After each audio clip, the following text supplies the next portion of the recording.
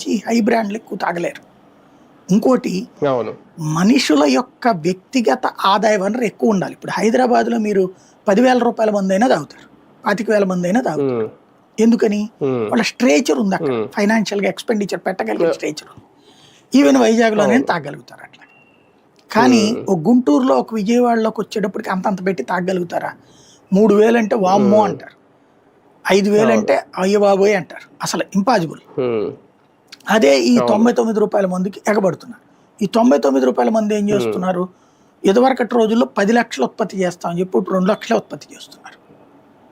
తద్వారా కంట్రోల్ చేసేస్తున్నారు. అంటే అవి అందుబాటులో ఉండవు. నువ్వు 99 కోసమని వెళ్ళాక మీకు వెరీ సింపుల్, స్విగ్గీ ఓపెన్ చేస్తాం మనం టిఫిన్ చేయడానికో భోజనం చేయడానికో. నేనే చాలాసార్లు మొండిగా కట్ చేస్తా. ఏంటంటే నేను హోటల్ దగ్గరికి వెళ్ళి తింటే చపాతీ 40 రూపాయలు, స్విగ్గీలో పెడితే మినిమం 70 రూపాయలు ఉంటుంది. ఆ తర్వాత ఆ ట్రాన్స్పోర్టేషన్తో కలిపితే ఇంకో 40 రూపాయలు. 40 రూపాయలు చపాతీ 110 రూపాయలు అవుతుంది. ఏమంత అవసరమా? అదే హోటల్ నేను వెళ్ళి తింటే 40 అవుతుంది.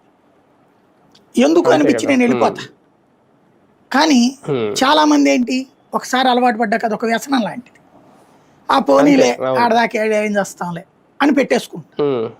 అదే ఇక్కడ ఆ మధ్యలో ఉపయోగపడుతుంది. ఈ మందులో కూడా అంతే. అక్కడ